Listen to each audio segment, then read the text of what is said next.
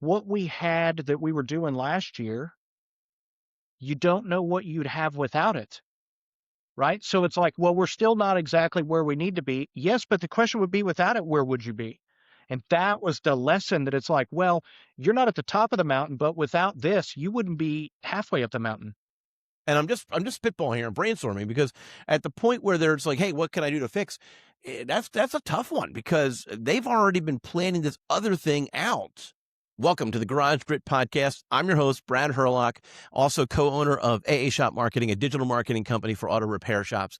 And this podcast is going to get published in early 2026. And if you're trying to figure out what to do with your marketing for 2026 for your auto repair shop, I encourage you to go to addi.me/2026. That's addi.me/2026 and get our playbook. There's no cost to it. We'd give you the 7 things that you need to be paying attention to make sure that the marketing, your digital marketing for your auto repair shop is actually effective and working efficiently. But done with the commercial stuff. Let's actually talk with Matt from Advanced Auto Care from Indiana. And he's our guest today. Matt, thanks for coming. You bet, Brad. Thanks for having me. I kind of didn't know what to expect whenever I got reached out to by you, but I appreciate you taking the time and reaching out and obviously having me on. So thanks. I appreciate that. Well, you're absolutely welcome. I'm glad to have you. And the goal of the Garage Grit podcast is to just hear from so many shop owners and share their stories or share their insights and have fun while doing it. And so I think it's going to be helpful for other shop owners listening in. Sometimes it's encouraging. Sometimes it's directing, right? Hey, why don't you try this? And other times it can just be fun. So that's kind of the premise that we have for the podcast. How do we help as many shops as possible make 2026 ridiculous? There you go. Right. Yeah, That might be yeah, a yeah. fun way I to like that. I like that. Good. Yeah. And now you've got 2 locations. You didn't always have 2 locations, but why don't you tell us, talk about the first location you had and tell us about the size of the shop because people like to know, hey, that shop sounds like me or that one doesn't. So Sure. talk to a little bit about like how long you've owned it and the size of that first location.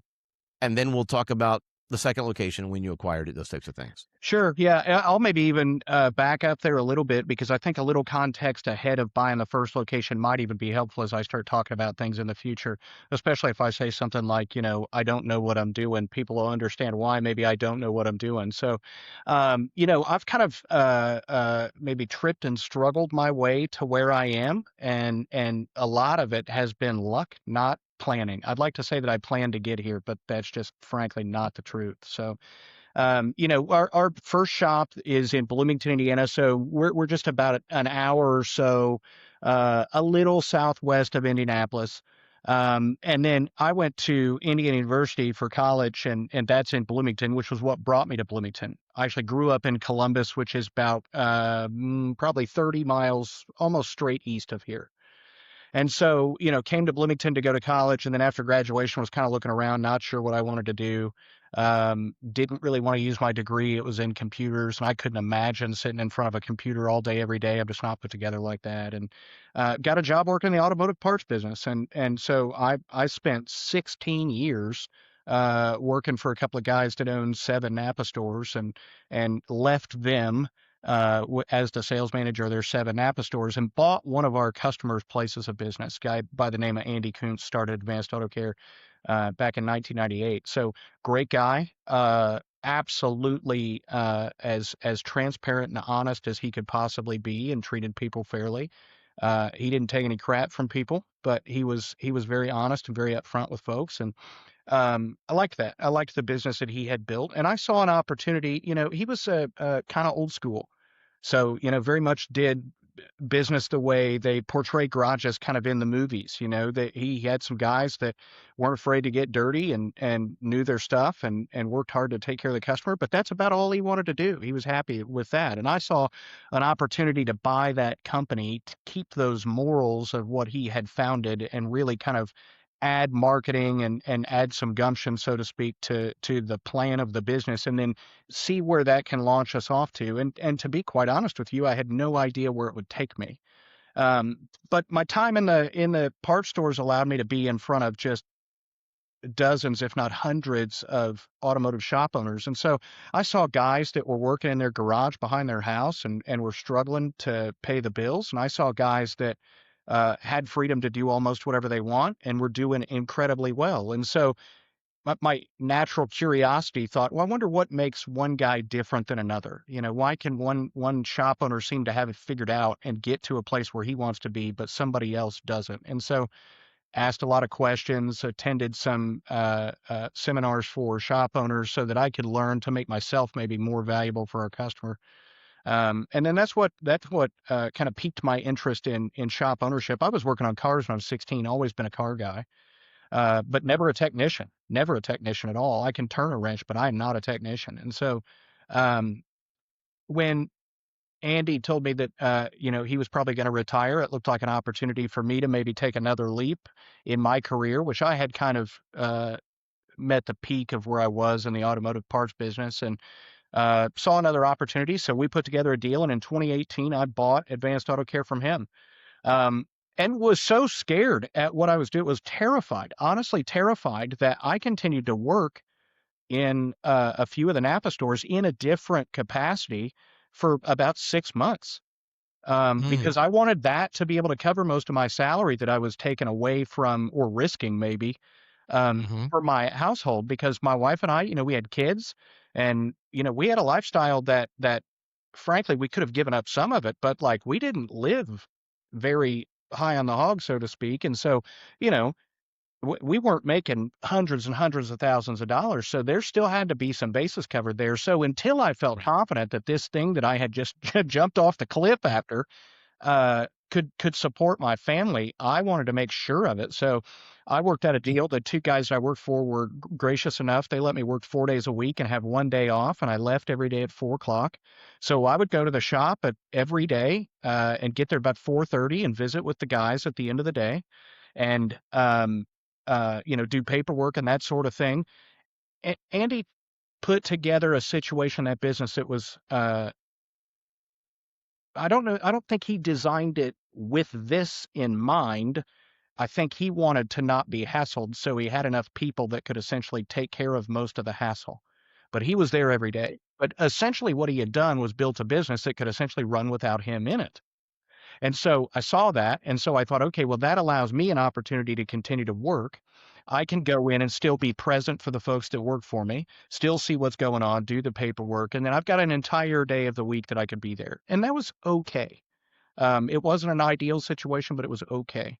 But after about 6 months, it became pretty obvious that, hey, I think I can support myself in this place. And, I could see some changes that I wanted to make and that sort of thing. And I saw the value in betting on myself. And so I jumped completely. They say you want to learn how to survive on the island, you got to burn the boat. And I burned the boat. So, that worked. That place was doing, gosh, I don't even remember, maybe high fives, low 600,000s a year or something in 2018. And we just continued to make changes that I had learned and seen through my time in the parts side of the business and things that I had picked up, implemented marketing, um, you know, updated a website, um, started to make some changes to really turn our garage into a business. My minor in at Indiana was in business, and so I've kind of been around business folks my whole life and have been focused on the business side of things. And I always believed that I didn't care whether you cut grass or you fix cars or whether you are in finance. Business is business at its core. And so I really focused on that side of it and then empowered the right employees to do the right things. And business got better. And it got better and got better and got better and got better. And so, And there was some risks in that, right? Picking, all right, I'm going to empower this employee to do this particular thing. How often did that burn you? oh gosh, that's a really good question. Um, Because you didn't get it perfect right out of the gate. How oh could no, never do. Brad, I'm not sure I still don't have it perfect. Still there's times whenever you realize that, hey, this was a bad call and this was a bad decision and that sort of thing. And so I'm an optimist by nature. So I don't look for what's wrong, I try to find what's right and then take what's wrong and say, okay, how are we going to make it better? So I guess for me, it'd be hard to go back and recall a specific example of when it burned me. Though they're there, there's no question that they're there. But the only reason it'd be hard to recall would be because I would look at that as, okay, well, here's an opportunity to do something different. And so, we had um, a little bit of the wrong mix of employees that were in there. Again, the guy that I bought the place from was happy doing what they were doing, but production was low. There just wasn't much hurry or aggression involved, and I after the first year, the main technician that was there, wonderful guy, he was doing most of the diagnostic procedures, approached me and said, "Hey, I got to get out of this business." He was in his early 50s and he said, "I've been doing it for 25, 26 years." He said, "I'm done working on cars." He went to go work on equipment, which to most people doesn't seem like it's much different, but it is different than working on, Tom and Sally's car that they're driving every day. And he was just burnt out. He was just done with it. And so I hated that because I liked him as a person. I liked him as a technician. And I said, what can I do? Can I make you stay? And he said, no, listen, appreciate you. I got to go. So that was my first concern. But luckily, I had an opportunity from a guy that I had befriended that owned his own business that had just sold it. Master technician, wonderful, wonderful, wonderful guy. And so I approached him and put together a deal and brought him on board. Now, how did you get in touch with him? How did you actually make a connection? Is that through the Napa connections? Yeah, yeah. So he was a customer that we had had. He had been gosh, I think he graduated from Wyotech maybe in the 80s and had worked for multiple OE dealerships across the US. And his last one before he bought a business, which was where I connected with him, was in Indianapolis. He was a technician for a dealership up there for 20 something years. And then he had an opportunity to buy a shop. And then he just got sick of it, frankly. He couldn't find help. He couldn't get things going the way that he wanted. He was really, really encumbered. They did some major construction in front of his business that took about 2 years. And all of that hassle and headache, he just got sick of it. And so he sold the place and went to go work for a dealership in town. And I had approached him because like I said, he was a friend really. So I had approached him to say, "Hey man, here's what I need.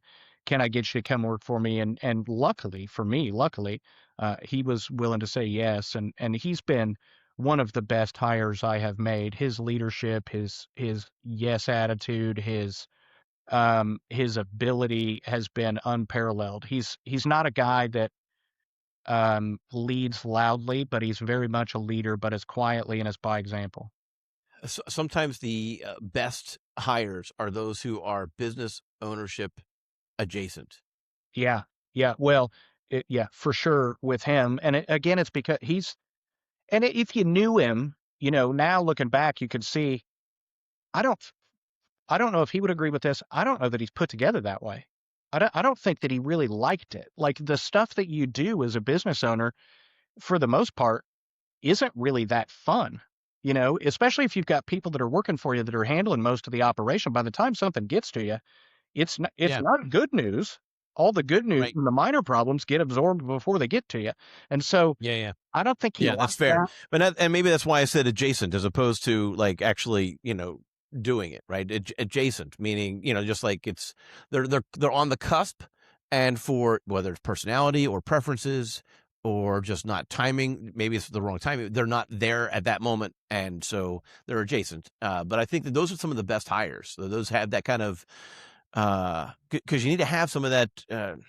Is gumption the right word? You need to have some of that drive to run a shop, even if you're not the owner, right? You need to have some drive. Like you talked about the technicians that were there were low production. You need to have some drive to want to keep Tom and Sally safely on the road, but also do it efficiently. Yeah, yeah. Get to the next Tom and Sally car. And our lead tech left, and that was heartbreaking. But luckily, I had a connection where it allowed me to replace him. And so, again, great guy. Hated to lose him. We had two others, one of which was incredibly young. He still works for me, and he's an absolute rock star today. But I didn't know that. gosh, what's it been now? 7 years ago or something. You don't know who he's going to become because he was 22 or something at that point, so 21, whatever, 20. Actually, gosh, he was younger than that. He had maybe just graduated. He might have been 19. And How so did you come across him? the Andy, the guy that had started at Advanced, got him from the career center connected to the high school. Okay. He was coming down in the afternoons and working in the shop and that sort of thing. And so he's a fantastic tech, great guy. He's very quiet, very quiet. So, keeps to himself, keeps his head down, does his work. But when you're 19 years old and you're not outgoing, I don't know how to relate to you because I'm a sales guy and I'm loud and brash and that sort of thing. And when I was 19, I was an absolute idiot. So you don't know what to expect. But he has turned out to be absolutely one of the best people we've got. But that certainly wasn't my understanding at that point. So just lost my lead tech. I've got another guy that did personality wise kind of didn't seem to mesh super well. And then a question mark surrounding his ability to really continue to ascend where he was. And so I had just lost a lead tech. I've got one to replace him, but it's going to be 6 weeks before he can start, 7 weeks. And then the guy that I'm talking about with the personality issue comes to me and says, "Hey, I'm leaving." And so this was in very, very, very early 2020. And um, I said, okay, gosh, now Oh, it's wait, over. hold on. That lines up with COVID. That lines up with the whole 2 weeks to slow the spread that ended up So being you're how. you're listening faster than I'm talking, Brad, because that's where I'm going. So that Okay. my initial thought was, oh man, I'm going from 3 techs to one, and the one is the youngest guy. And so what am I going to do? And 3 days later, they shut the country down. And so Bloomington primarily is the population, not all, but primarily is driven around the university. So when the university shuts down, our town looked like a ghost town. People aren't out, they're not driving around, they're not doing anything. So our car count took a nosedive off the cliff because people weren't doing anything. So what I thought was going to be an absolute nightmare turned out to be a bit of a blessing because it allowed me to kind of take my time and start to rebuild my team the way that I wanted it to be. So that's where I say when I got here by luck, there's one that is just like, boy, if I had a bunch of people that I'm paying salary to that are on and our car count takes a nosedive, we're in trouble financially, right? But the opposite happened where I've got to rebuild a team, but I can do it now with almost as much time as I need because we're not slammed completely where we can't look up. So those two guys ran the shop for the most part for the majority of 2020 and kept up. I was looking for the right guy for place number 3 because I knew we're going to rebound, and when we do need a third guy. And so looked around for the better part of a year to get that third guy on and finally found him. And he worked for us for a handful of years, actually just left maybe early last year to go to a dealership, but he was great help as well. So And you say that so casually. You say it as if you didn't have a relationship with that guy that would just left you for after 3 years of being with you. well, I mean, you hate to lose people, right? When I Right. That's what I'm well, saying. And when you're the business owner, there are so many different things. Losing a customer, losing an employee, it's almost personal. And yeah, yet it's you correctly, yeah, I'm complimenting you, you correctly referred to it in a more casual nature because it isn't usually personal, right? It's usually just what they're deciding is best for them at that time. yep, yep. So, the first guy that left me, my initial thought was me. What am I going to do? How am I going to fix this? How am I? How am I? How am I? And I was, I don't know, lucky enough, wise enough, whatever you want to call it, to catch myself and say, hey, you like this guy. I met him in my days at the Napa stores. He was a wonderful guy. And I thought, here's a man who probably is a little afraid of what he's doing because he's taken a jump that he's not taken in a really long time, going to do something different. And you could tell, I knew him well enough to tell that he's just burnt out doing what he's doing. And so I stopped myself and thought, hey, if you're in his shoes, you're going to want to do the same thing. And so just because it's happening to you doesn't mean that it's wrong, right? Like it sucks, but it's what's best for him. And so that was really my first kind of peek into what it's like to lose folks. And yeah, it does suck. I hate it. And when I got somebody that is absolutely wonderful and I want to keep them, I asked a question. What's happening? Where are you going? What are you doing? Is it environment? Is it money? Is it what is it? And is it something that we can fix and you'll stay?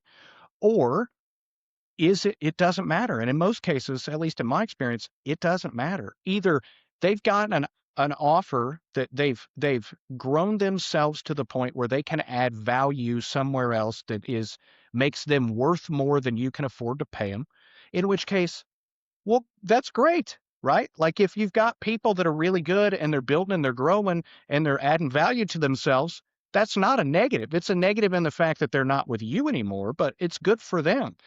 And I never wanted to lose sight of the fact that the people that leave you, they're also human beings. They've got families, they've got situations, they've got stresses just the same as you do. And just because something's bad for you doesn't mean it's not good for them. And coming down on them and pointing it out and trying to tear them down in any capacity, it's not helpful. If you did that and somebody stayed, how good do you think they're going to be if they stayed with you? And for So how long? Right. yeah. Yeah. Yeah, Yeah. and you probably don't want them if they did because their attitude's gonna be awful. So, I've just never taken that approach, you know? If I can make it better and I can keep somebody, I'm all about it. But if they need to Yeah. do what they need to do, I get it. I hate to lose them, Well, but I get it. I want to think about that a little bit. At the point where they come to you and say, okay, I'm doing this, they've already done a ton of thinking and consideration and research. And maybe it's because, as you said, maybe it's an environmental thing at your shop, or maybe it's they're trying to better themselves. Um, what can we do what can shop owners do? What can we do as business owners to make sure that they are having that conversation with us instead of aside from us? And I'm just spitballing here and brainstorming, because at the point where they're just like, hey, what can I do to fix? That's a tough one, because they've already been planning this other thing out.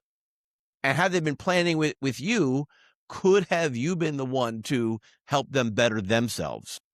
Yeah, you know, that dovetails with my general approach to business. So, I've always been, one that I look back to my days as an employee and I try and put myself in their position. And if I worked here and I experienced this, what would I do?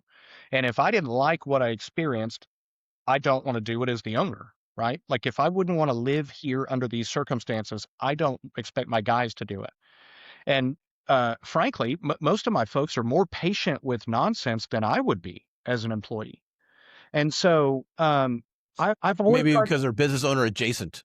Yeah, yeah, exactly, exactly, Anyway, go exactly. ahead. Yeah. But my general approach is, I always say whenever I joke with folks and I say, I don't do anything in my business. And they're like, oh, yeah, right, ha. And I'm like, no, what I mean by that is I don't answer phones really. I'm going to go help out today, but it's because I got somebody that's on vacation. But I don't answer phones really. I've never been a technician. Like I can change oil or something like that. But outside of that, if I try and help my guys, I just end up getting in their way. And so I have built a business to try and find the best possible people that I can, both from attitude and ability to put in their position. And then here's the thing, if I'm doing a job for you, um, and you come to me and tell me I need to do it the way you do, I'm going to tell you you need to do it yourself. And if you come to me and start critiquing everything that I'm doing, I don't need to be working for you. And I'm so sorry. I'm sorry. You're making a good point. I'm about to step in it by making a I feel like recently there was a time when my wife asked me to do something, and then she tried to tell me how to do it, and I'm like, no, so funny. no, you can I hate you to can veer off. ask me to do We these were things. talking off camera about our memories being bad, and hate to veer off because I might not get back to where I was. But that happened to my wife and I's marriage early on. She asked me to sweep the floor, and I did. And then she went back 5 minutes later and grabbed the broom, and I said, "Hold on, what are you doing?" And she said, "I'm sweeping." And I said, "I just did." And she said, "Yeah, but you didn't do it well enough." And I said, "Honey, here's the deal. I'll do whatever it is that you ask me to do, but don't do it after me because every bit that I did was just wasted. Tell me to go do something else that you like. You're not hurting my feelings by telling me you don't like the way I do it, right? Like it doesn't matter to Right. me, but we're not both Right. doing it because it's just wasted effort. Yeah. Right. Yeah. That's right. And so, and that actually, in some ways applies, right? Like you said, if you delegate a task to an employee, you can't be micromanaging. You might be able to coach, okay, you did a great job. I never thought of it doing it this way. Have you considered this way going forward? That there might be a time and place for that, but for the most part, you got to be very, very careful with that because you're going to create an environment where they're going to be a little bit raw about. Oh yeah. Yeah. Well, and again, my time at the Napa stores was so valuable because I saw most examples that I saw were examples that I didn't want to do. And I'll give you one that sticks out in my brain every day.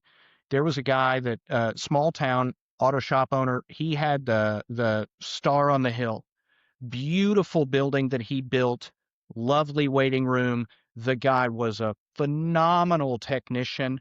He was a nightmare to work for because his thought was everybody needs to do it the way I do. And what I saw was he would go through people and couldn't keep people because there's only one him. If you had a bunch of yous, they wouldn't work for you. They'd own their own business, right? Like there's a reason they're working for you because they're not you. And so because of those things, I try really hard and I hope I do a good job to not micromanage my people.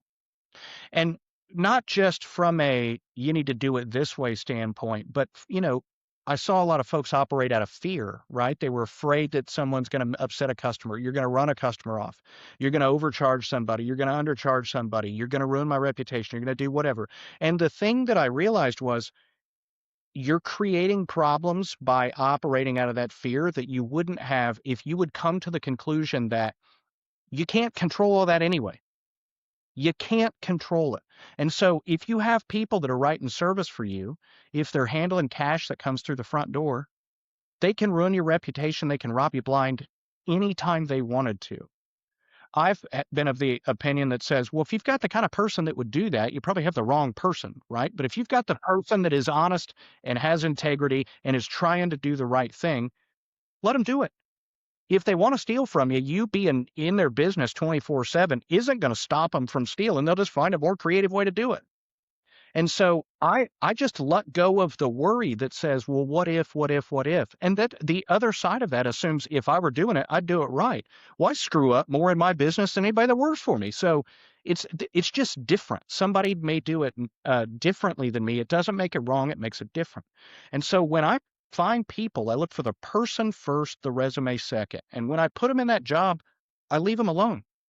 I let them do that job. And if we've got a problem, if I don't like the way something was handled, I'll stand behind them in the face of the customer because I think that that's important.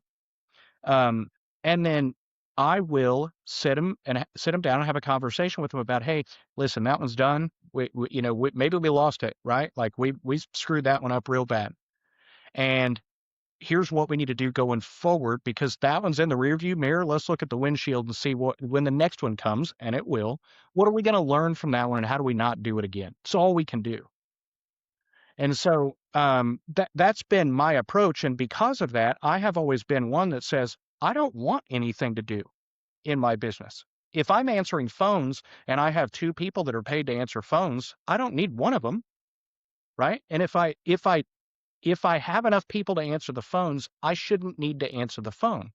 So because of that, um, that's why I say I don't do anything when I'm in my business. Now that's not entirely true, right? Like I told you we just hired a business coach because I don't know everything.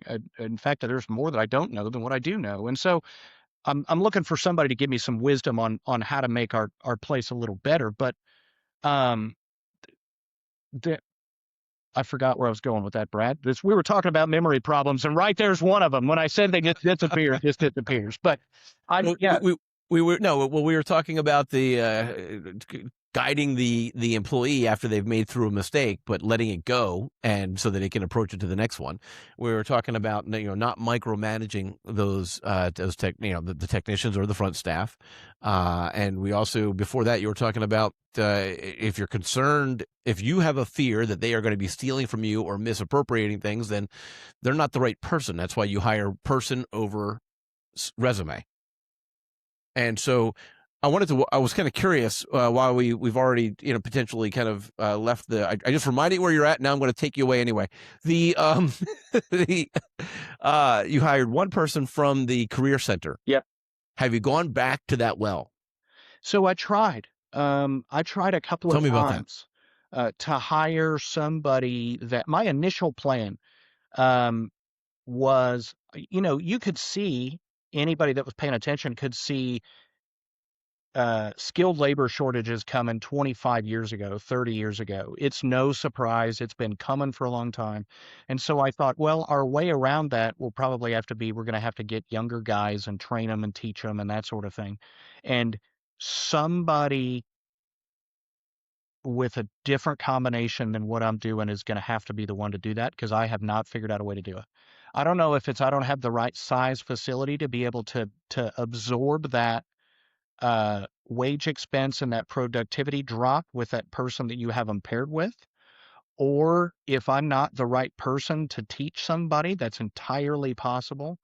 But I have tried 2 or 3 times to get somebody that is low to no skill and think that we're going to develop them in something. And I tried on the service side too, and we just have not been able to make it work, to the point where, at least for now, I've kind of given up on it. And I think that you got to have a bigger facility, so that if you pair a person that doesn't really know much, they've got to have a lot of oversight, right? So that they're not doing something that is not serving the customer, or they're not breaking something.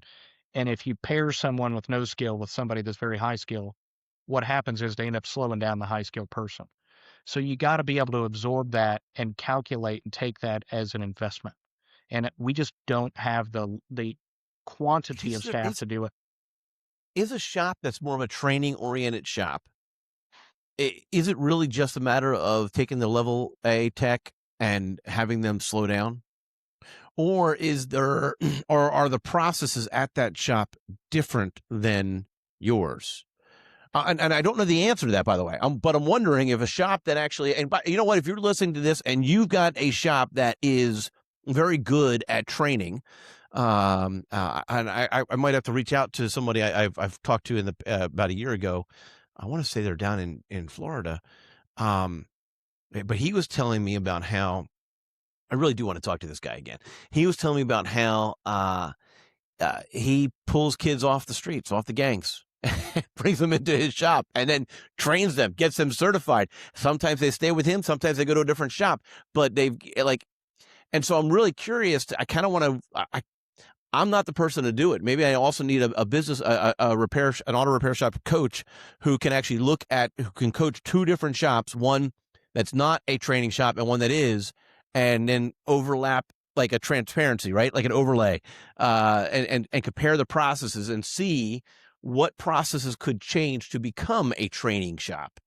And I wonder about that. I would suspect the answer to that question is probably like the answer to almost everything else. It's probably not just one thing. It's probably 6 or 8 or 10 things that are probably all adding up to creating that situation just not be the right one. It's probably, I'm probably not the right guy. My expectations and what I'm looking for probably not set up to mold and encourage and build somebody from nothing. I think maybe the system that we have in both of our places probably isn't one that's guided by that. I would guess it's a lot of things. It's probably not just one. So, yeah. Does in some of the trades you have the gopher, Yeah. right? Yeah. Go for this, go for that. If you hired a kid from that, is it a tech institute or just the high school? So they do. I think they just call it a career center. I know they do auto body. I know they do mechanical. They may do one other thing as well. Okay. So that career center, if you hired somebody as just like their entire world is swapping out the oil and, a handful of fluid flushes and tire changes and just, making sure that the lugs are back on correct, as well as be a gopher, as well as also record with their phone. Because by the way, this is actually good for marketing and social media too. Record with their phone, right? Like what's going on. All right. So you got the level A. I'm not talking to the level A tech. He's just working. And he's currently not asking me to fetch anything. So I'm just going to hold up my phone and then rewatch what he just did over and over again. Yeah. Like, is that an idea? I don't even know. Yeah, and again, I don't know either. It's, I think the way to learn something, the answer to questions like this are either A, you have to go find out somebody that's done it and do what they do, or you have to screw it up until you get it right. And I can tell you, we've screwed it up way more than we've gotten it right. Now, I do have a guy that works for me in Bloomington currently, very, very young guy. He's not completely green, but he hadn't done a whole lot of um, things outside of quick lane type stuff like that before we brought him on. And he's working out okay. He's working out okay. He's a great guy. Got the right friendliness, wanting to belong, be part of the team, that sort of thing. So that's really what drew me to him ahead of the resume. So, but again, I'm still not sure we're providing the best circumstances possible for him to really thrive in that shop. And again, right, like everything stops with me, whether it's one of the coworkers isn't giving him enough time to teach him something, or whether it's we don't have the right set, whatever it is, doesn't matter. If you push that far enough, it all comes back to me. So any shortcoming we've got, they all rest on my shoulders. So I don't know. I don't know the answer to that, Brad. I wish I did. But I would say, frankly, I'm probably a big part of it. Teachers are an amazing group insofar as they can foster the smallest things, right? It's like survivalists building a fire out of nothing. That, I'm too impatient to do that. And what has happened as I've gotten older is I can see that I think my expectation of what something is going to be when somebody's learning from nothing is I compare myself to them at that time. There's two things that are wrong with that. One, they're not me. But two, I don't think I really remember correctly when I was learning things. I think maybe I've got a higher opinion of I myself think you had no. Well, yeah, but you actually had it on the nose, because I was thinking the same thing about myself when you said how stupid I was when you were 19, and I was thinking the same thing about myself, how stupid I was when I was 19, right? Yeah. So, and if you're talking about building a fire from absolutely nothing, if you're talking about like gasoline and a match, I'm with you. I can do that. Oh, yeah. No, I'm talking about the guys that do the flint and that sort of thing, Right. No, I get it. I get it. Yeah. But I understand. It just kind of speaks to we're in a hurry, right? Where we want to fast track it, and that alone is going to be a formula for disaster if you're trying to rush through a green tech or a C tech into a B, or B into an A. So that could be a challenge. I normally keep this for the end, but I'm going to say it right now here in the middle. If you have a shop that's more training oriented, please, can you come on this podcast and tell us about yourself, tell us about your processes. Maybe we'll even have an entire panel about it. But if you have a story to tell, then please come out to addi.me/join panel, addi.me/join panel. And because I'm really curious now, more than ever before, on whether or not there is I want to compare processes. So if you're a coach and you used to have a shop and you want to share that story, training shop versus a more regular common shop, a non-training shop. And I want to kind of overlay the processes and see. Now, I got to tell you, I'm thinking of things through like a marketing lens, right? So if you have a training shop, then I don't know. You got to be careful to make it sound like you are tooling around or faking around with their vehicles, but at the same time, you want to let people know that you're pouring back into the youth of your community. And so there's how you spin that, right? Whereas if you only hire the A-level technicians, then again, the marketing spin is there is none better. we actually went out and got all the best technicians at our shop. Not the other shops are really nice. I know some of them, but we have the best techs, right? And so, again, a marketing spin. But yeah. So I don't know. Talk to me a little bit about the second location, because we've talked a lot Sure. about the Bloomington location, Sure. and that's the more population dense location, correct? No, I actually think so. I think Bloomington is in Monroe County, and Mhm. well, let me. No, I think Bloomington's bigger, not by a lot, but I think Bloomington's actually a little bigger. Okay. And so anyway, so fast forward, we get our feet under us, we start doing some things, we get post COVID, we're having some successes, we're growing. I'm letting the team do their things, and I've got great people doing great things. Customers are loving it. We're doing the right stuff. And there, in all of my time at the store groups that I worked for, we were in 7 different communities, I think, over my 16 years. And of all of their communities, there were maybe 5 or 6 shops that I would have considered buying. And one of them, I had reached out to the owner of, and I had said, hey, talk to me about. I knew that he had to get close to retirement age, had to be. Talk to me about what's going on, this sort of thing. Well, he didn't want to retire, and so we would stay in touch. I'd call him or email him about every year, whatever. And then I got a call one day from his wife. This would have been, gosh, in summer of 22, probably. And she said, "Hey, I think we gotta consider selling the business." The owner at that point, he was in his early 70s, still amazing health for early 70s, but they wanted to consider retiring. And so we went back and forth and put together a deal, and then I bought that location from him. We closed in May of 2023, and really from the outside looking in, looked like a shining star. And so I thought this is going to be a magnificent addition. Um, you know, we're gonna really supercharge what we're doing, and I'll just continue this playbook of finding these great shops that either have potential value add or are great examples, and I'll just buy them and build them up over the next 15 years. It'll give me something Okay. to focus on, and we'll see what happens. And Okay. the the vision that I had, again, I told you I'm an optimist, and so boy, you talk about putting on rose-colored glasses. Did I ever on this one?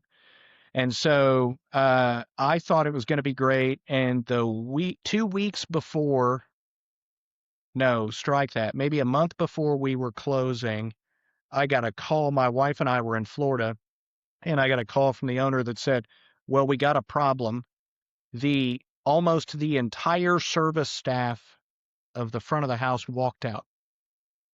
And so there were 3 folks that were in the front of the house. 2 of the 3, they're gone, including the manager. And so there was one gal that was left, and she maybe had the shortest tenure of anybody that was there, but she was on vacation.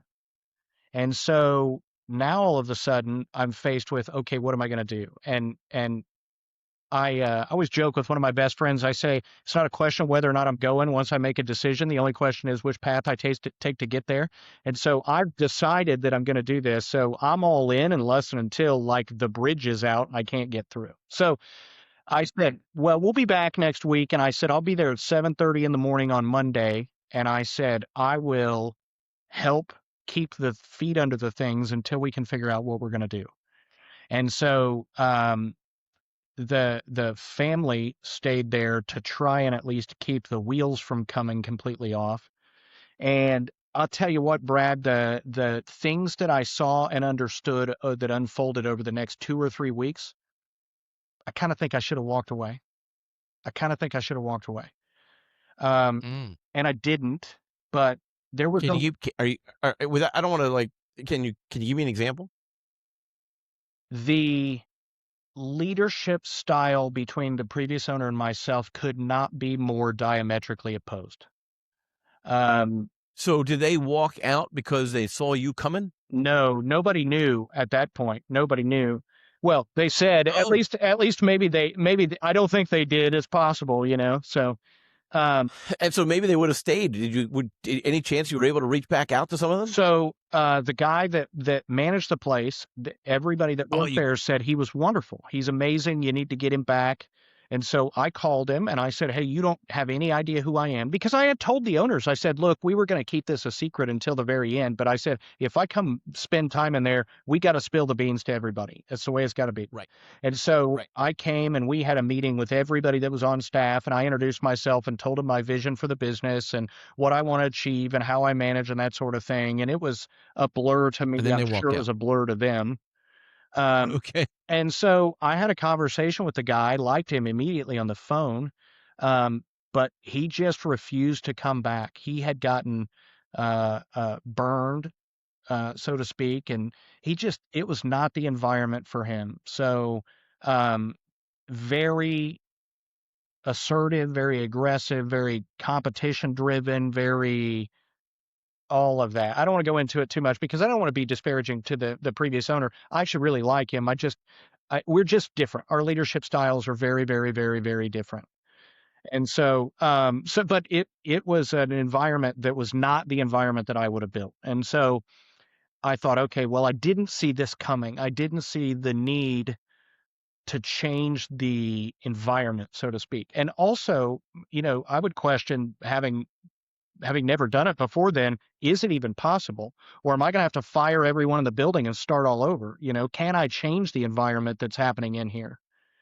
And so the manager that I had called to try and get him back was a no go. We posted some ads looking for folks, couldn't find anything. And so there was a fella that had worked for the previous owner for a really long time. I knew him a little bit from my days at Napa, but didn't really know him. But the owner and his wife could not have spoken more highly about this guy, along with the technicians.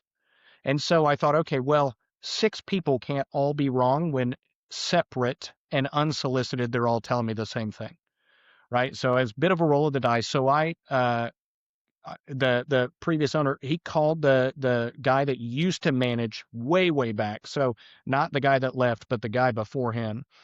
His name was Scott, and so he called Scott. And Scott came in, and um, you talked about was I the problem? So funny story about that. The owner's wife had told me. She said, "Well, he's coming in, but I got to tell you, he told me he doesn't like you."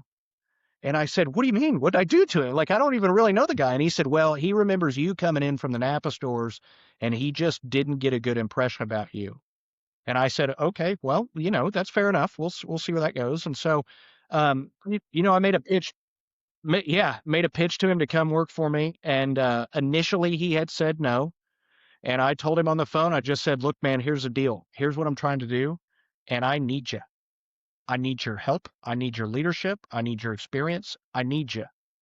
And I asked him what it would take, and he made a couple of demands, and I met him. And then, thankfully, he came on board to take over running that shop. And he's been with me ever since. And he is a magnificent hire, a magnificent compliment to me and my right hand man currently still working for me. Good. Now, Absolute dynamite person. now, And, have you had a conversation with him about, okay, what was it? Was it my oh, yeah, hairstyle? Was it my clothes? Was yeah, it yeah.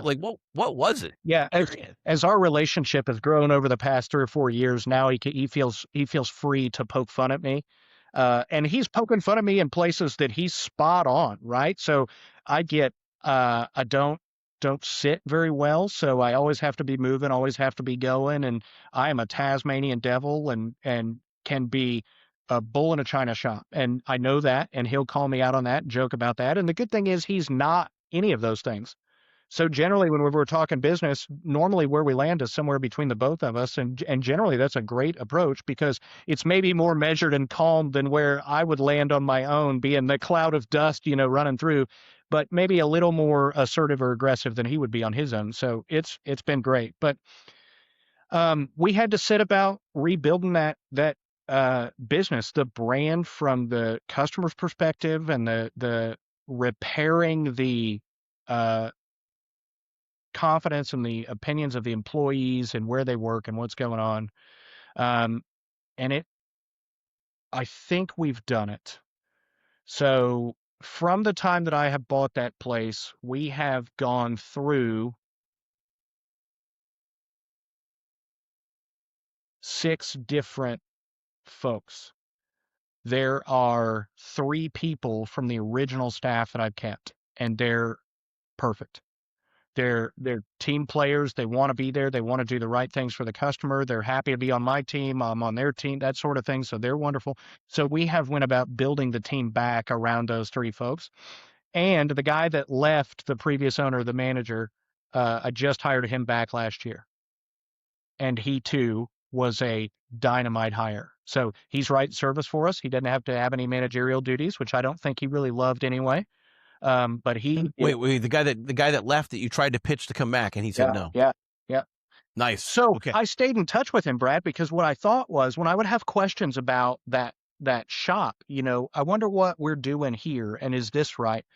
Well, here's a guy who knows, very much Yeah. knows, but he's Yeah. got Yeah. he's got no reason not to just let it fly when he's telling me. So I would call him and Now, ask did you him questions. compensate him for that time? Did you just take him out to lunch? Hey, can I ask you about this? Can I meet you for lunch? Like, how did that conversation go? Because Oh, I've got he wasn't your friend prior to. yeah. Like, what did that look like? Had never met the man in person, never met the man in person, but would talk to him on the Right. phone. The first time I had a question about something, I thought, who can I ask they don't need to kiss my rear end, so to speak. Not that those guys there do, but like there's none of that because he doesn't work for me and we don't know each other.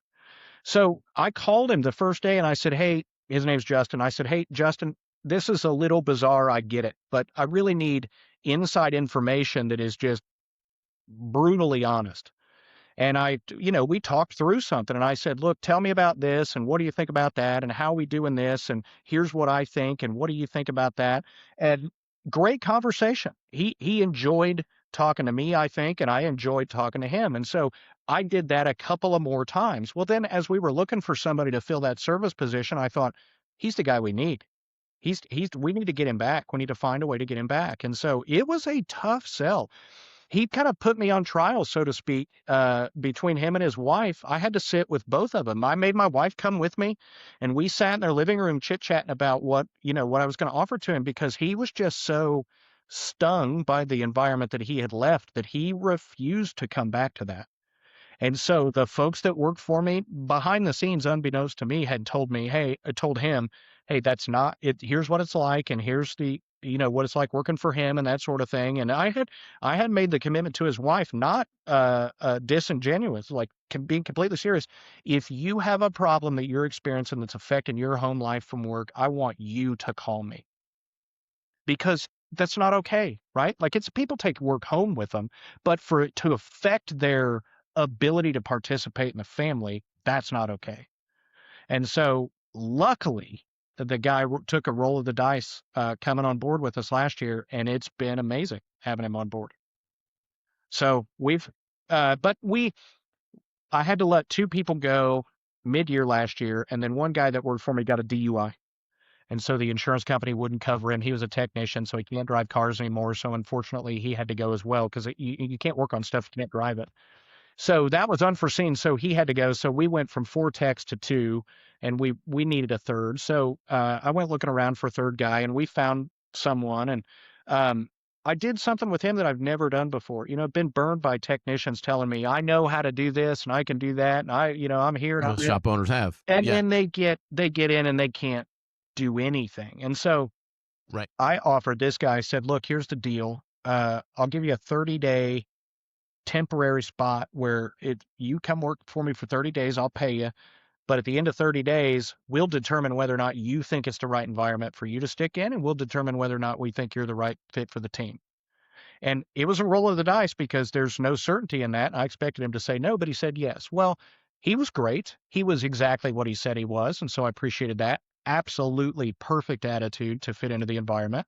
And so Scott, who is my manager, he and I sat him down and we offered him a full-time gig. And in that conversation, he said, I couldn't be happier here. He said, I feel like I can come here and relax. He said, I got work to do. I got that sort of thing, but I don't feel any competition amongst other employees. People are happy to help. And It's not tension. It's not an uncomfortable tension. that's exactly It's right. a And so he said, I've never mm, worked in an environment like that, but he said, the environment here is great. And when we got done with that conversation, Scott said, I've been in this building for, gosh, I forget what he said, maybe 20 some years over the years. And he said, I've never heard that statement made about this place ever. And I said, well, you've done the job of changing the environment, Scott. So, but I didn't see that coming. And there's been plenty of marketing challenges in that town that I didn't see coming. The second store's in Columbus. That's where I grew up. And so, I've lived away from Columbus longer than I lived there at this point in my life, but it's it's such a challenge. It's wildly different than Bloomington. The population is different. The customers and the way you interact with them is different. Their expectations are somewhat different, not completely, but somewhat. Um, they're more price conscientious, so to speak. Um, and so it's been a challenge to grow our card count. Our card count started to fall in 2022, and it fell in 22, it fell in 23, and it's kind of stabilized in 24, and then in 25 we're maybe up, I don't know, 10 cars or something, but we're still way off what we had been forever. And I mean, I was so throwing the kitchen sink at the thing, Brad, and I it's been a struggle. and So it's about an hour apart, right? yeah, yeah, roughly. Yeah, and then as far as the drive goes, and then as far as the differences, I'm curious about this. Um, you mentioned about the people in Columbus seem to be a little bit more less price elastic, right? They're more price conscious. Um, and but what else? Uh, the population size is about the same. Yeah. So here's, and again, this is I'm making this up, right? It's just my own gut. That's what this tells me. I don't have any facts to back this up. So I could be completely wrong. But, again, Bloomington is built around the university primarily. So the university and the hospital are the two, and Cook Medical are the largest employers in Bloomington. And Columbus is built around Cummins Engine Company. And so there are just loads of machine shops and suppliers and this sort of thing, and it's all industry. And so what I think has happened, the difference in the population is the sort of work at the core of what the population does. And so my gut tells me that folks that are um, more based in industry, they're closer to working with your hands, so to speak, than folks that maybe sit. Yeah, yeah, yeah. I wondered if Bloomington's more white collar, right? More university style, and then Columbus sounds like it's more of a manufacturing blue collar type town, And right? Instead of we have great customers in Columbus. I don't want to give the of impression that course, they're beating us up or anything like that, because that's not the case. We've got magnificent customers, but to 100%. the little things that you get that make you question your practice. So if somebody's making a comment about, gosh, that brake job seems expensive, or whatever the case is, pick it. Well, when I hear that, what I start thinking is, are we doing it right? Do we have the right foundation? Because the question is, can I stand in front of that customer and defend what we're doing and believe it? Right. And See, my first question is, did we not explain to the customer what it took to get there? well, that's a part of it as well, but I'm not focused on them and, shame on them or anything like that. I'm immediately inward focused and, hey, what are we doing that we Yeah, can yeah, not improve shame on on? them, but what are we doing to see, you're saying, what are we doing from the process perspective to make sure that there's value?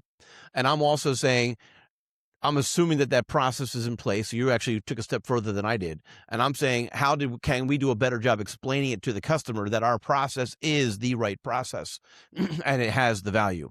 So it's two steps, right? You're saying, are we doing the right value?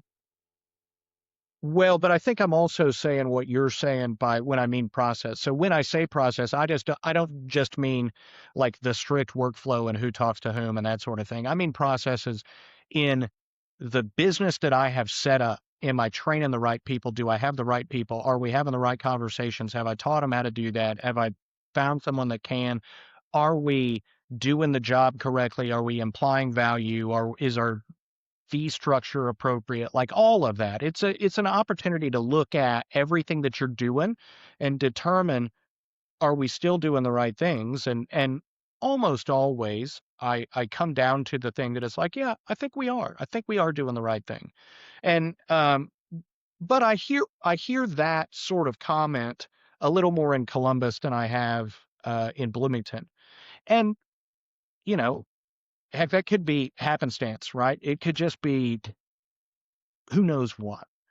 So um it might be me ballyhooing a little bit about, gosh, poor us. These are the challenges we're facing in Columbus, when in reality, it's just business. So none, but the overarching point that I think I'm trying to get at was, I didn't see any of this coming with the second location, right? When I'm sitting around thinking about what it's going to be like owning the second location, well, heck, I'm home free, right? Like we're going to be knocking it out of the park, and it's going to be great, and our company's going to look awesome and that sort of thing. And it's like, well, when we started, man, we really had our work cut out for us. And I feel like we have turned the corner, so to speak, but um it's a combination of my impatience and trying to go from a shop that the Bloomington store was, which started in a completely different environment than the Columbus store did. Um, Going from what I had experienced growing the Bloomington store, none of that applied to Columbus. The guy that was the owner of the Columbus store, uh, at 2 points in his history, had hired coaching firms, had very much a very, very, very professional business set up. Pricing structures were in place. His processes were maybe better than ours were in Bloomington. So I didn't. I did a lot of that with Bloomington in terms of, okay, what's our marketing approach and how do we handle workflow and that sort of thing. I didn't have any of those challenges in Columbus. They were completely different, which was, okay, we've now got the right team. We've now got the right environment. We need to drive more cars to the doors. How do we do that? And I hadn't really had to walk up to that, because we don't just do it for Columbus, we do it for both. I rebranded that Columbus store as Advanced Auto Care in 2024 because we need one approach for both locations. And all of this is uncharted territory. And so it's been back to back to back. And I didn't see any of this coming, right? Like I thought, oh, this is going to be great. And I won't really have to do much. And I'll find the right people and they'll run the place for me. And then I can go, handle problems when they come up and that sort of thing. And heck, it's been work after work after work after work. And so it's just, and that's nobody's fault. That's my fault, right? For just assuming that something's going to be great. If it were great, everybody would do it. And I guess it's my tone deafness to assume that I'm different than everybody else, because I'm just not. So Okay. yeah. All right. So what have you tried from a marketing perspective that was different in Columbus versus Bloomington? In Bloomington, did you not have to do a lot of marketing? It was already kind of established? Yeah. So there, he was doing no marketing in Bloomington at all, nothing. And he had a website that looks like it was built by a college student 18 years before I bought the place. And so, Right. I partnered with a national place to help us, and they built us a website and that sort of thing. And Yep. we that was an evolution there a little bit as well, because we went from a marketing budget of almost zero to, spending hundreds, if not thousands of dollars a month over a span of years. And those leaps are Sure. scary in and of themselves, because I'm terrible at marketing, but believe it or not, I'm a great sales guy. I'm terrible at marketing. It's different. That doesn't surprise me at all, It's by the way. totally Like different. people think they always lump it together: sales and marketing, sales and marketing, sales and marketing. Well, it's two different. Yes. It's two different pieces that yes, they work together. Yeah. Yes, they work together, but they're two absolutely different personality profiles and whatnot. 100%. It's good marketing can help the sales. Yes. Yeah. But Yeah. without good sales, you're dead in the water. That's And right. without good marketing, no one's going to know how good of a salesperson. That's right. So it's we did varying degrees of that, but I would have told customers when I was at the Napa stores, hey, marketing dollars, they're not expense. It's not an expense, it's an investment. I would have said that. And I believe that. I wouldn't have been saying that because I don't believe it. However, Right. when it's your dollars No, going that was out the the correct door, answer. That was the correct answer on the test. But when it became your money, that's right. totally different feeling. That's right. And so I had to do some internal wrestling to kind of shuffle that around to say, hey, yes, I'm seeing what's going out, but you've got to realize it's coming in too. And so that was a bit of a stride that I had to make in Bloomington. But so we went from nothing essentially in Bloomington to the approach that we had in Columbus. The guy that had owned the place, I thought was spending too much on marketing. So he spent $25,000 a year, maybe 30 grand on the radio, which I thought, what is it? Is this 1984? Like who's doing radio advertising anymore? And then he did a Google presence, had a folks that managed his ad campaign, all this kind of stuff. And I thought, good night. Like he's doing so much in marketing. And we walked back certainly from the radio, but we maintained the digital things and that sort of thing. And it just the car count of sales started to fall about 6 months, about half a year before I bought the place. So part of it is the transition, part of it is the rebranding, part of it is the change in marketing, but not all of it, right? We were seeing a change in trends before, but it's not. But part of it is me, and so I got to a place last year where I think I spent 130,000 in marketing for the company as a whole. And I mean, I was throwing, which seems like a lot for a guy like me. People say, I forget even what the number is, 10%, 15%, something like that. You're supposed to spend on marketing funds. And I had never even been close to that. And last year I thought, man, we're trying everything. I did a little bit on the radio here and there to see what would happen.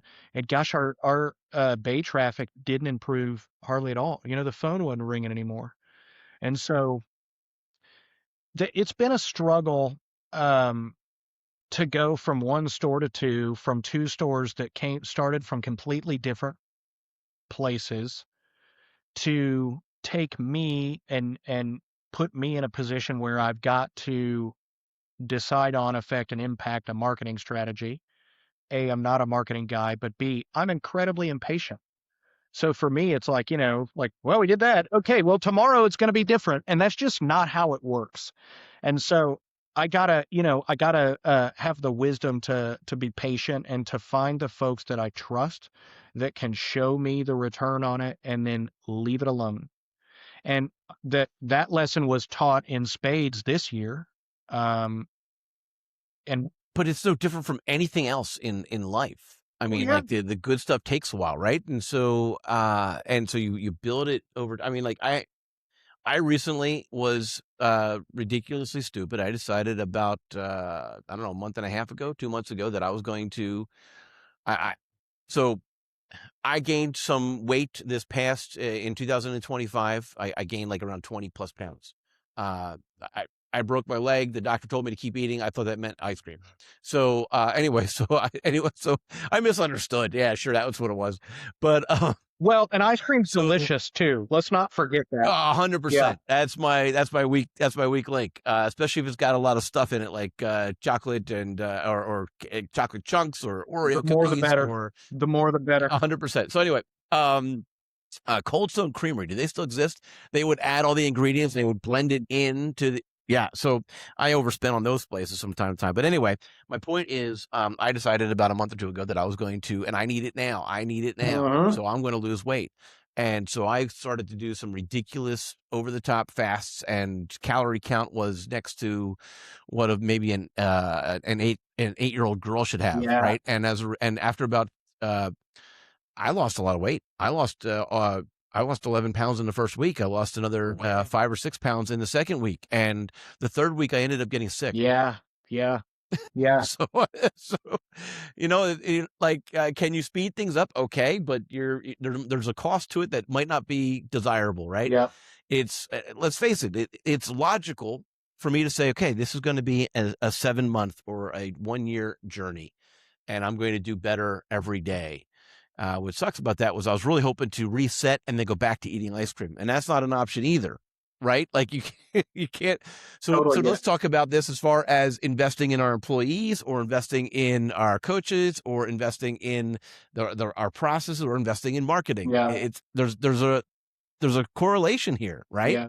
You don't just throw some money at I'm going to go SEO my website, or I'm going to go add some pictures to my Google business profile and then sit back. It doesn't work that Yeah. way. Well, It's got to be a regular diet of these and I'm the things. same way as you. That's my approach with things. And it's, again, I'm fighting against my nature to Yeah, realize that I'm the problem, right? Like my expectation and my understanding of it is the problem because I'm not put together that way. Because that's my natural right. approach with everything. If something's broke, you go fix it. But when you're done fixing it, you're done, right? Like, and you move on to the next thing. And that's just Yeah, not how that works at all. right, right. So, Well, and I'll give you another example of what's coming down the pipes. I mean, you're investing in marketing, and if you're just thinking that you're going to do the same thing you did last year and the same thing you did the year before, you might be a little off, because people are asking ChatGPT questions more and more every single day. Now, from our numbers, we're not. This is not oh my gosh, we need to fix this yesterday. It's already too late, right? Google is gone. No, no, no. But there's a shift. yeah, And how much will Google capture with Gemini versus ChatGPT versus Perplexity versus Grok is still yet to be determined. And then, I just named a handful of the larger players. There's a bunch of other large players that are pushing human as a Galaxy AI, and there's a bunch. yeah, And which one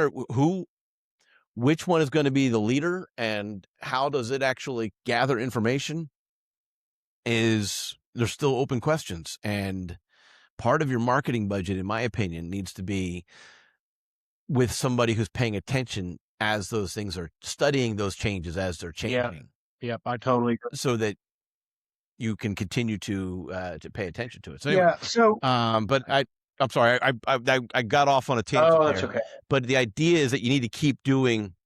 It's not a set and forget. Nothing's a set and forget. So the one thing that I think about, and it's funny you used an example about weight loss because I watched a video. One of my favorite people to watch, Simon Sinek. You know who that is? You ever watch his stuff? He's all over Yeah. YouTube. He's been around Yep. forever. And I caught a clip of his one day, and he said, if you eat healthy one day and you go to the gym for 45 minutes and you work out and you come home and look in the mirror, you know what you see? Nothing. And you do it again the next day and you come home and you see nothing. And he said, it can get, I'm paraphrasing, of course, but it can deflate you. But he said, if you do that long enough, well, you don't know when, but at some point you will notice a difference. And it's the same thing with marketing. And so I learned that lesson the hard way this year. So we took somewhat of a small statistical subset of data towards the end of the year last year in 23. No, 24. Yes, 24. And we're looking at, okay, we're spending this money on SEO, on AdWords, on management, all this sort of stuff. And it's not a little bit of money, it's a lot of money. And are we getting our money's worth out of it? And um, the stats that I'm looking at that point said no.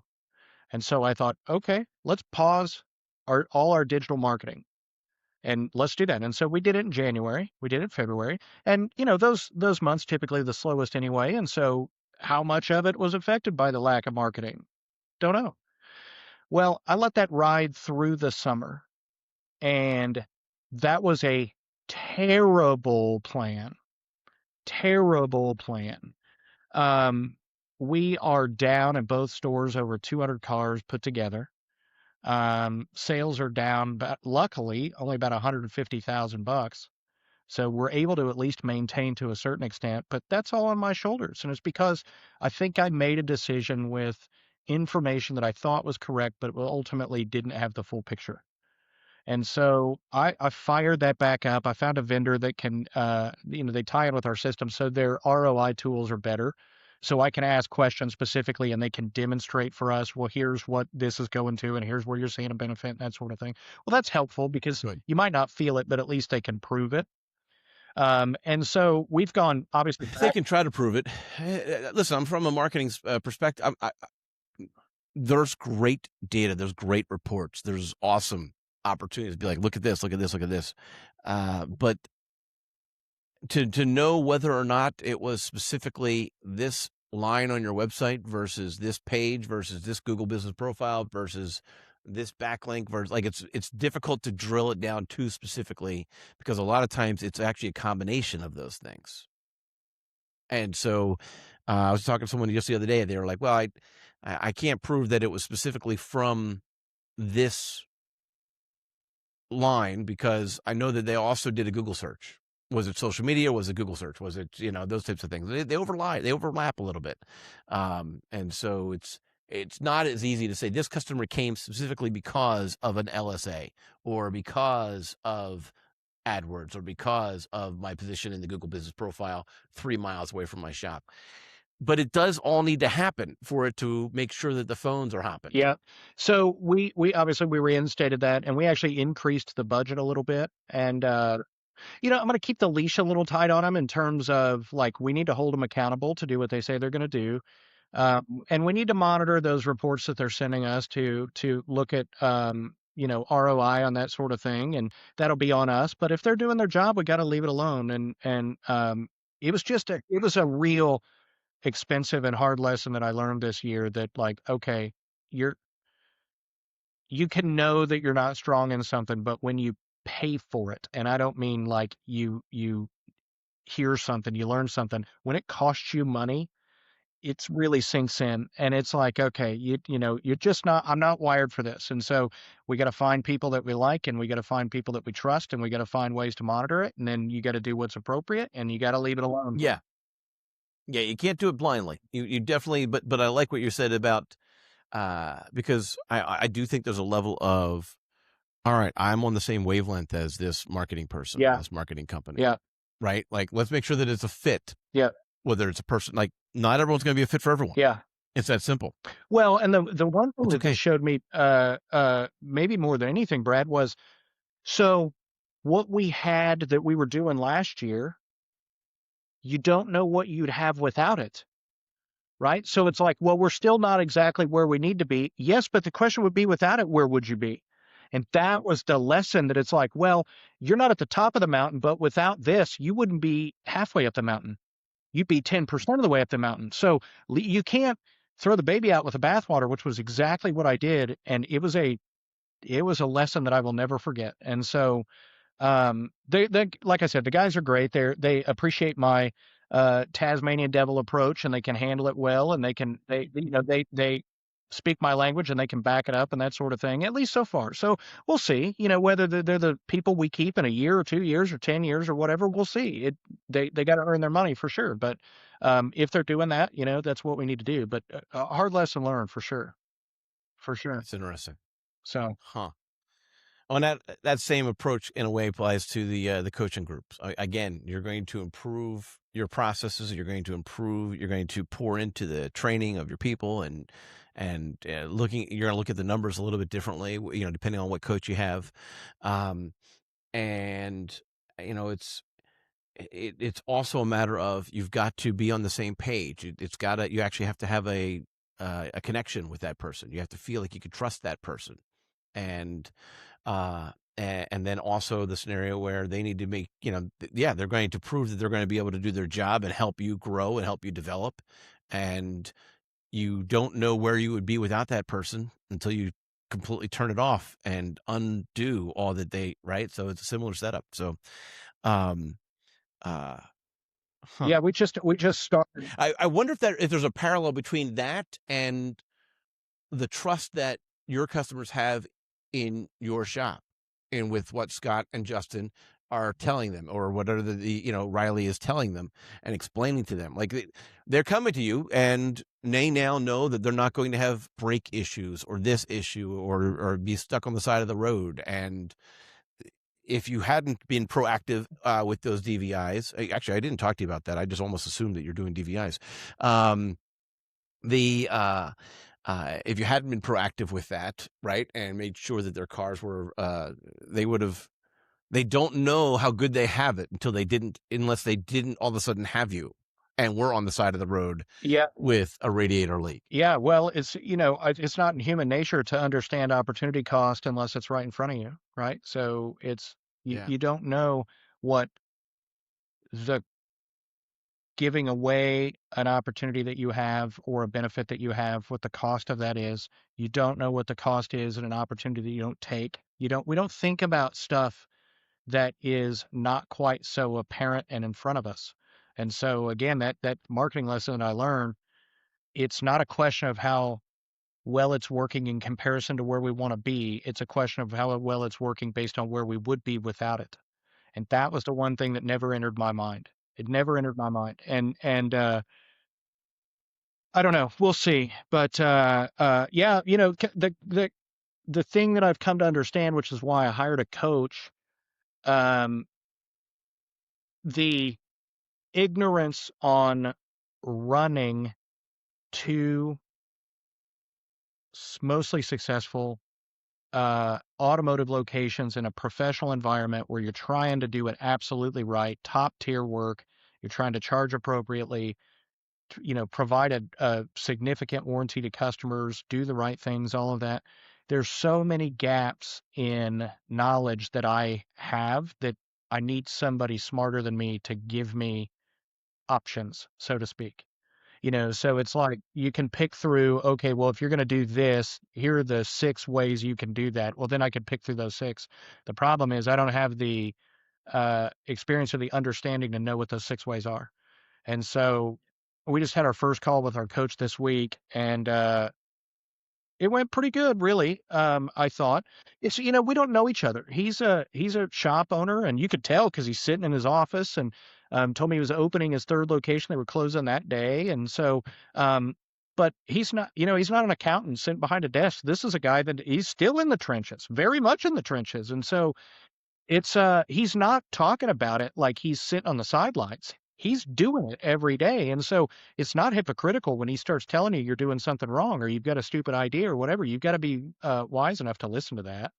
And I think there's going to be a learning curve naturally of the fact that we're trying to understand who each other are and how we talk and what our mannerisms are and that sort of thing. And some of that was apparent in the call, but um, I could tell he's very much tuned in to want to help. There was no fluff on that phone call, nothing about trying to make me feel like I'm doing the right things. He's there to help. And he was all business on the phone call, and I appreciate that because I'm there to get help. So I don't want Mm-hmm. somebody to tell me that I'm doing great when I'm not. It doesn't make me feel better. So I'd rather you just tell me, "Hey, look, I know you're trying. It sucks." So I'd rather know that. And so I got that feeling from him, which is good. But we'll see. We'll see what happens. Yeah. I told my wife last night, I said, one of the things as I've gotten farther into this, watching some of the videos that they've put out and talking with our coach, I spent all day yesterday doing math on numbers, trying to come up with KPIs and stuff for 2026, and it made my head spin. But I told my wife, I said, one thing that it has done has encouraged my gut. And what I mean by that is I kind of have Mm. called out some of this stuff already. I just maybe couldn't put it as nicely into a package in what the problem is, how you fix it, and where you go about it, that sort of thing. But I could feel it. I could tell this needs work, that needs work, this sort of thing. But having the expertise to do something about it is going to be necessary. That makes sense. That makes sense. And one of the things that you said there was you could tell during the conversation that he was there to help. Yeah. Yeah. Right? He was serious. He was all business, but he was also there to help. And I think that applies for AA shop marketing. We're there first to help. I think it applies to shops that are listening to this, and as it does to your shop, you're there to help the customer. When the customer genuinely feels that you are there to help them and not just try to increase your ARO, then you've got something. And that's kind of how I feel about business. And I think that I've had a lot of people tell me that I'm naive, and I'm like, well, if that's naive, then let me be naive all the way into my 60s, 70s, and 80s, right? Help first, and that'll be enough. And so that's kind of our.